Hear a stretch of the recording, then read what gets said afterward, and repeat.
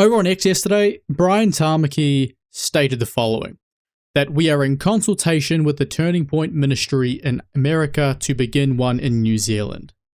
But we have started already as our youth right across the country want to continue to reach our young people. Contact us if you want to be involved in the Turning Point movement. Now, as you could imagine, because even among the right, even among people who don't buy the mainstream media's narrative about Brian Tamaki, there was a lot of pushback on this.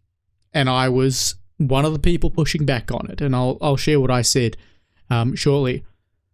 But I have very genuine concerns about anything to do with Turning Point being connected to Brian Tamaki. Now, if Brian Tamaki wanted to act as a liaison between, God-fearing individuals in New Zealand who could take up the responsibility, then great. If he could act as that liaison between the US and here, that would be great. But that's not Brian Tamaki's nature, and I think it's all fair. I think it's very fair for us to say that Brian Tamaki, whilst he's done a lot in this space for Christians in this country and for his own congregation, he's not the type of person that you immediately think of and think humility and can put things above himself. I've just never got that impression. When I walk into my church every Sunday, I get the impression that the lead pastors there, be them the lead pastors, the founding pastors, and whatever they happen to be, none of them feel like they're above the church. None of them feel like they're above the actual purpose that we're gathered there for. There is not a single event that I have attended of Brian Tamaki's where I felt like he's been able to lower himself and to humble himself in the presence of God or in terms of the purpose that he is there for. I've never got that impression. And it's a feeling, you'll just know. You know when someone comes across in a manner where they just lack that level of humility required to undergo certain responsibilities. And this is a level of humility that Charlie Kirk had, and this is what made Turning Point so successful, what made him so successful. Whilst Brian Tamaki has achieved a lot and done a lot and contributed a lot, and in many ways it's because of his nature is not suited to the task of a Turning Point chapter in New Zealand. It's just not.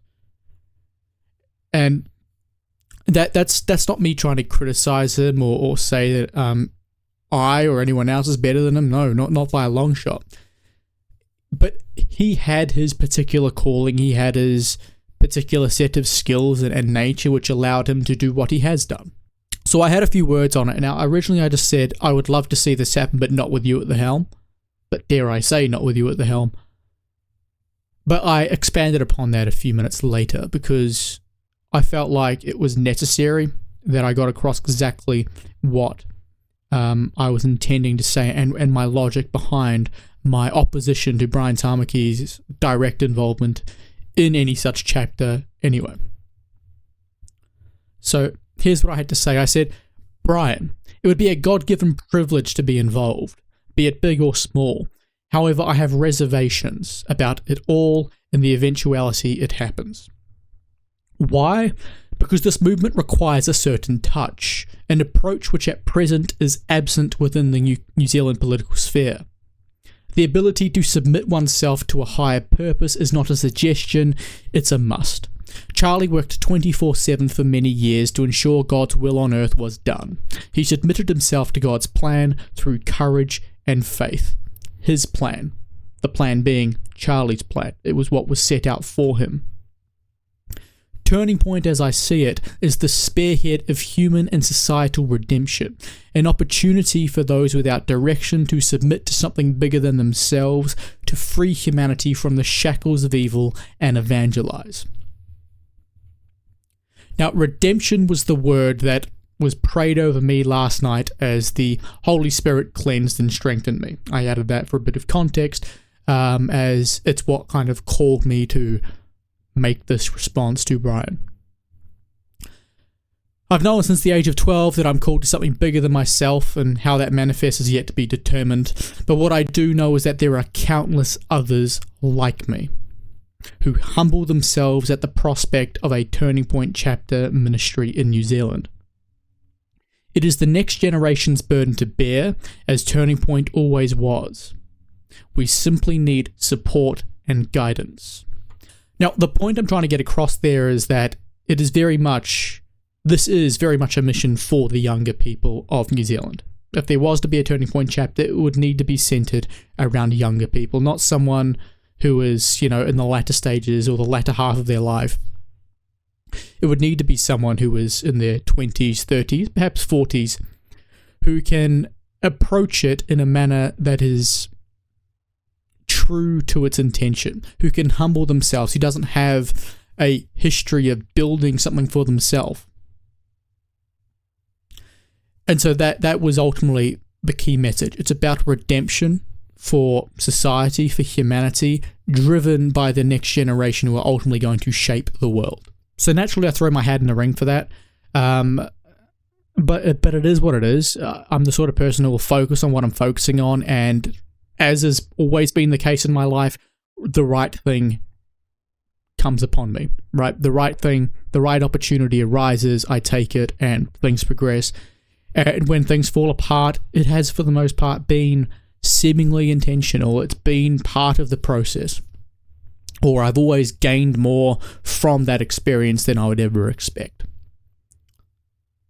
Now, when I originally saw that Brian was suggesting it, there was one name that first came to mind, and he does a lot of work with Hobson's Pledge, and that's Elliot Ikele. Now, he's who I originally thought of when I thought, okay, if there was someone that I would personally trust, who I think has the right nature for such a task as this, it would be Elliot. Because he has just always been a humble individual, and the occasion I met him was very, very memorable. And he proved himself to be a very, very good man, and a godly man at that. And so that's what I was thinking. A man of the nature of Elliot, working alongside a lot of younger individuals, is the perfect fit for a turning point chapter or ministry in New Zealand, and that's where I stand on it. And so, whilst I appreciate the work that Brian Tamaki has put in throughout his life and the involvement he had in putting on the Charlie Kirk Vigil in Auckland, going over to the UK and participating in their free speech rally, all of these things are great. I don't think he is suited. I don't think at all that he is suited to leading a turning point ministry or chapter in New Zealand at all. There is a long list of names that I would have before Brian Tamaki. Maybe you disagree.